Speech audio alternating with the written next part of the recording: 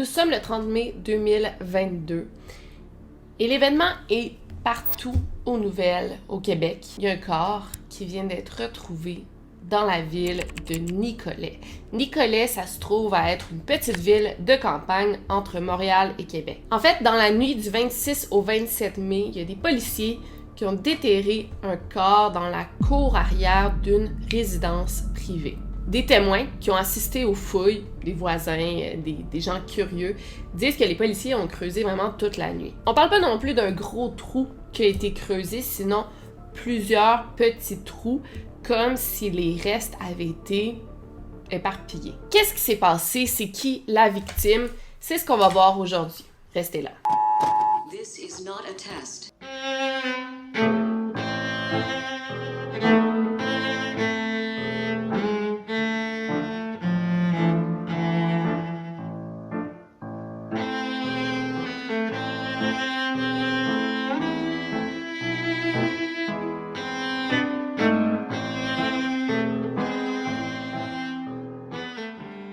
Allô Internet, donc on va continuer dans l'histoire, je ferai pas vraiment d'intro.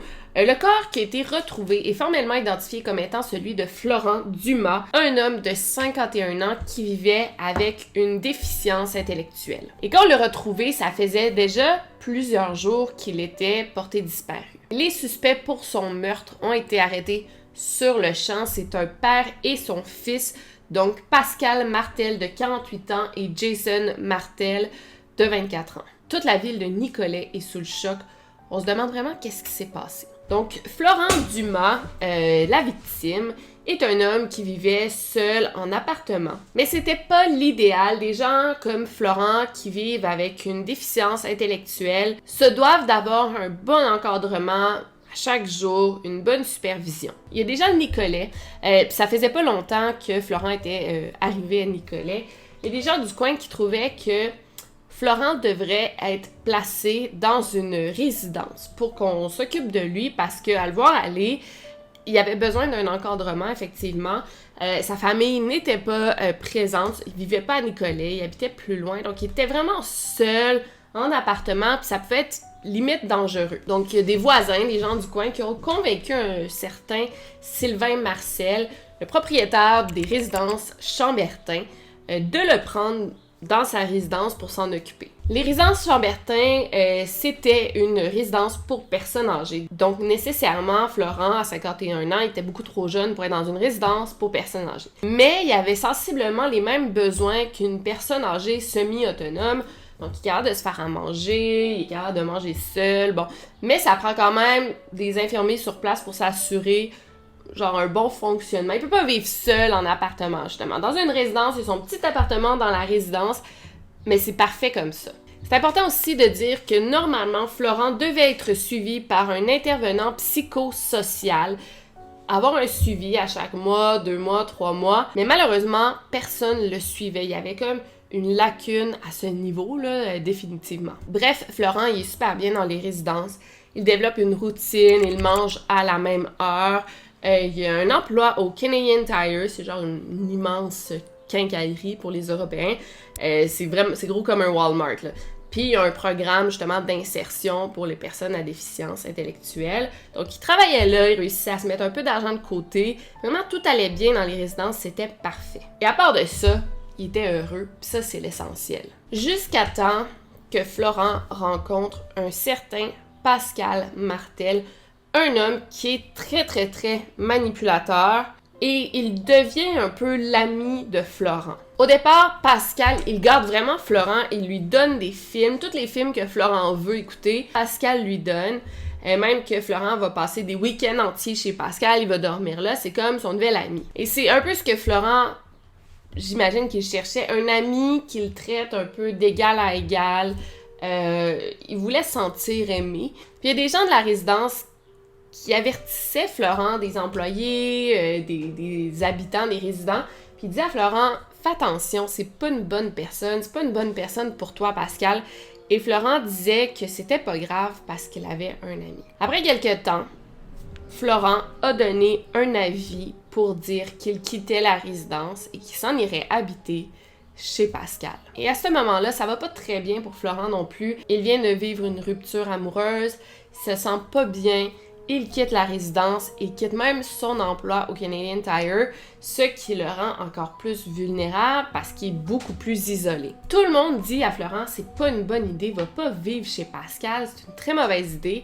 En même temps, Florent veut y aller, fait qu'ils peuvent pas le forcer à rester à la résidence. Donc le 1er décembre 2021, Florent quitte la résidence pour aller vivre avec son ami Pascal, mais c'est vraiment loin d'être ce qu'il pensait. En déménageant chez Pascal, Florent a cessé de donner des nouvelles à ses frères et sœurs qui tentent de contacter leurs frères, ils n'ont pas de nouvelles, ils commencent à s'inquiéter. Tellement qu'à un moment, les frères et sœurs de Florent sont très inquiets, donc ils signalent sa disparition à la police. Parce qu'ils savent pas il est où. Et là, la police, quelques semaines plus tard, avertit les frères et sœurs pour dire qu'ils ont localisé Florent. Il va bien, il est en santé, il est en vie, mais il vit chez des gens peu fréquentables. Toutefois, ils savaient pas à quel point Pascal Martel était dangereux. En fait, les Martel avaient pas vraiment une bonne réputation. Les voisins les appelaient carrément les bougons. Puis ça, c'est une référence que je pense que juste les Québécois vont connaître. Les bougons, en fait, c'est une émission ici très populaire. Je pense que ça n'existe plus, là. Mais c'est une émission très populaire. C'était des gens sur le bien-être social qu'on appelle ici, donc sur le BS qu'on dit. Les gens sur le BS, donc qui travaillent pas, reçoivent de l'argent du gouvernement. Et c'était vraiment des profiteurs, donc chaque émission, il y avait comme une nouvelle tactique, technique pour recevoir plus d'argent de la part du gouvernement, Bon. Et les bougons, ils ont vraiment été importants dans la culture québécoise parce que ça représentait vraiment un type de personne, genre ton voisin d'en face qui est assis... je veux pas en plus entrer dans les préjugés, mais c'est comme un type de personne qu'on s'imagine très bien, là, les bougons, puis on dit souvent ça, « Ah, lui, c'est un bougon ». Il y a pas vraiment de classe, il boit de la bière toute la journée assis sur sa terrasse, en pyjama, bon, c'est le genre de personnes comme ça, mais encore là, j'ai aucun préjugé, c'est un peu l'image qu'on se fait des bougons. Fait que les Martel, on les appelait les bougons. Donc Pascal et son fils, ils étaient pas super sympathiques, ils criaient tout le temps, ils sacraient, ils disaient des mauvais mots très forts, il y avait la musique qui jouait à toutes heures de la journée, donc c'était loin d'être un bon environnement. Une fois, le propriétaire des résidences, Sylvain Mercier, il avait revu Florent après son déménagement, puis il avait remarqué qu'il avait comme les deux yeux au beurre noir, il avait été blessé, puis il a demandé à Florent, tu sais, ça va, est-ce que ça va, t'es sûr, tu peux revenir vivre ici, là, ça me ferait plaisir de te revoir parmi nous. Et Florent disait que non, que ça allait très bien. Et la réalité, c'est que ça allait pas du tout. Florent était maltraité. Là, on va entrer plus dans les détails, mais il dormait là, sur un petit tapis bleu là, en styromousse. Et Pascal Martel avait une énorme emprise sur lui. Il pouvait le contrôler comme ça. Et selon Jason, le fils de Pascal, Florent vivait de la violence presque extrême au quotidien. La première instance de violence, c'est à un moment, Pascal il était très très fâché et il a donné un coup de poing à Florent à l'oreille. C'est devenu super enflé, ça faisait très mal à Florent. Donc Jason, il a amené Florent à l'hôpital malgré le refus de son père. Pascal disait « Ah, il fait semblant que ça lui fait mal.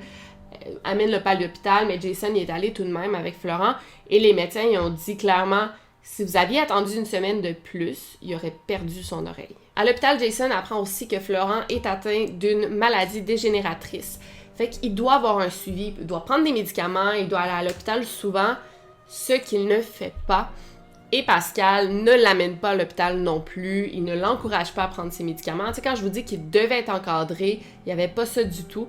Et même que Jason, il a dit à Florent, là, Florent, il faut que tu prennes soin de ta santé, là, ça peut pas continuer comme ça. Mais Florent n'en faisait qu'à sa tête. En même temps, qui peut lui en vouloir? Il est atteint d'une déficience intellectuelle. Ça se peut qu'il prenne pas ses médicaments, tu sais. La violence envers Florent empire. Parfois, Pascal, il prend la tête de Florent, il fait juste la cogner contre les coins de mur. Une autre fois, à l'aide d'une torche, une lampe torche, il a brûlé les vêtements de Florent alors qu'il les portait. Fait qu'il est comme... Ben, tous les vêtements lui ont brûlé sur le corps, donc l'ont brûlé lui aussi. L'hiver, alors qu'il faisait très froid, il jetait Florent dehors, en dehors de la maison, nu. Il lui lançait des seaux d'eau froide sur le corps et l'embarrait, verrouillait la porte pour que Florent reste dehors à geler.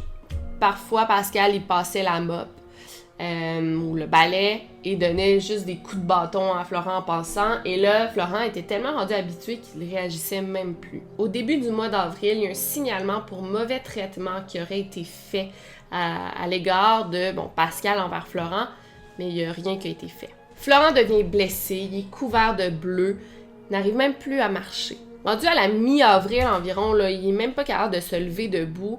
Il marche à 4 pattes. Une fois, justement, là, ça a été une fois qui a été fatale, il se lève debout, il tente de se lever debout, mais il tombe, il est tellement faible, il tombe et se cogne la tête. Florent est plus capable de se lever, il est en petite boule par terre. Pascal dit à Jason, son fils, de pas s'en occuper. Fait semblant. Il a pas vraiment mal. Et là, vous devez vous demander pourquoi Jason, le gars de 24 ans, qui a rien fait pour aider Florent. En fait, c'est vraiment pas si simple que ça, malheureusement. Jason, c'est un gars assez tranquille, très doux, et il est sous l'emprise de son père depuis sa naissance. Pascal a toujours été violent, manipulateur et abusif envers ses conjointes, et envers ses enfants. Et en fait, en 1989, il y a eu 4 enfants, tous nés la même année, de 4 femmes différentes. Et heureusement, les 3 autres enfants, ils ont comme réussi à s'extirper des griffes de leur père, mais Jason, lui, il n'a pas réussi. Et quand il pense, Jason aussi, c'est une victime, parce que lui aussi, il a peur de son père. Et heureusement, le système de justice, je pense qu'il va prendre ça en compte. Mais là, on va revenir à Florent. Donc, Florent est pratiquement mourant, et il n'y a rien qui est fait pour l'aider. Et à ce moment-là, étrangement, il n'y a pas juste Pascal et Jason sur les lieux, mais il y a aussi un adolescent de 13 ans qui était à la maison au moment des faits. Pour protéger son identité, les médias choisissent de l'appeler Hugo. Donc, c'est comme ça qu'on va l'appeler. Donc, depuis quelque temps, Hugo travaille pour Pascal. Donc, il fait quelques petits travaux dans la maison contre rémunération. Et Hugo connaît Pascal à cause de son père, Éric, qui est aussi un nom fictif. Éric a déjà travaillé pour Pascal et il dit que tout au long, il avait peur de lui, il était abusif, il était violent. Il n'y a personne vraiment qui a du bon à dire sur cet homme-là. Et le soir du 16 avril, Hugo, il a dormi chez Pascal, mais il se rappelle que c'était une nuit très mouvementée. Il entendait genre des gros bang, bang sur les murs de la chambre voisine, qui était la chambre de Florent. Le lendemain, il a vu Florent couché, il avait son visage qui était couvert d'un drap, et Pascal a tout simplement dit que Florent dormait. Mais l'affaire, c'est que la chambre de Florent était remplie de sang. Il y en avait partout sur les murs. D'un autre côté, Jason, lui, dit qu'il n'y avait pas de sang dans la pièce.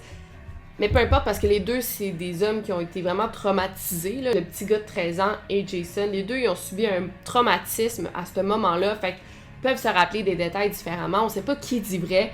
Peu importe. L'important dans cette histoire, ou plutôt la tragédie dans cette histoire, c'est que cette nuit-là, Florent est mort. Après la mort de Florent, Jason s'est enfermé dans sa chambre. Il voulait pas en sortir. Il était comme sous le choc.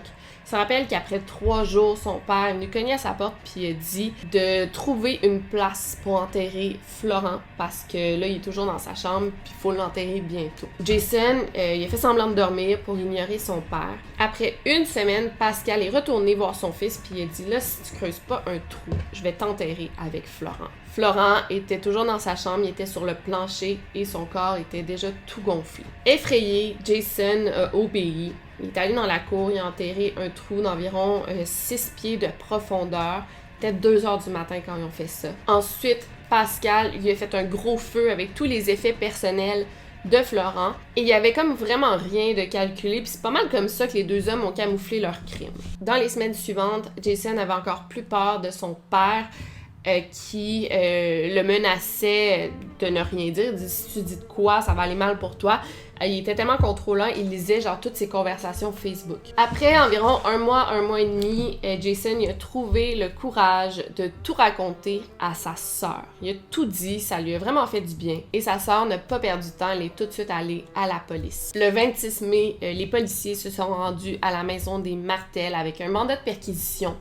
Ils ont creusé la cour arrière, puis c'est là qu'ils ont fait l'horrible découverte. Pascal Martel, il avait déjà un lourd passé criminel. On parle de trafic de drogue, voies de fait, possession illégale d'armes à feu, etc. Il y en a plein d'autres. Mais Jason, lui, il avait pas de passé criminel, il avait jamais été arrêté. Les deux hommes ont tout de suite été chargés pour outrage à un cadavre. Et ça, je pense que ça arrive quand même souvent, outrage à un cadavre, quand le corps a été démembré. Donc peut-être que c'est ce qui est arrivé, mais on n'a pas encore la confirmation. Jason a été libéré jusqu'au procès et son père est toujours en prison. Donc on va suivre ça de près. Ils sont pas encore accusés d'homicide ou de meurtre ou bon. Mais bon, ça va sûrement s'en venir. Donc voilà pour cette histoire horrible. C'est le genre d'histoire qui arrive aux États-Unis, qu'on lit dans mes livres de true crime. Mais quand ça arrive justement dans une petite ville au Québec, c'est extrêmement récent, mais ça vaut la peine d'en parler parce que c'est super triste. Surtout que la victime était une personne très vulnérable qui n'a jamais rien demandé. La semaine prochaine, je vais recevoir une fille de Pascal Martel qui est aussi la sœur de Jason. Et elle vient avec la mère d'un de ses frères, là, parce que, rappelez-vous, ils ont 4 mères différentes. Fait que la mère d'un frère, donc une ex-conjointe de Pascal. Je sais pas si la plus jeune, la sœur, va avoir le courage de parler. Je vais les recevoir en studio, dans ma série Victoria en studio. Mais c'est sûr que l'une des deux va parler et va nous en apprendre plus sur le personnage sadique qui est Pascal Martel. Fait que ça risque d'être très intéressant. Puis c'est ça, je voulais vous mettre en contexte dans cette vidéo-ci pour ensuite en savoir un peu plus et beaucoup plus en profondeur en fait. Donc voilà, j'espère que vous avez aimé cette vidéo. Si oui, laissez-moi un thumbs up et on se revoit la semaine prochaine pour une nouvelle vidéo en mode podcast. Et sinon, n'oubliez pas de garder l'œil ouvert. Over and out.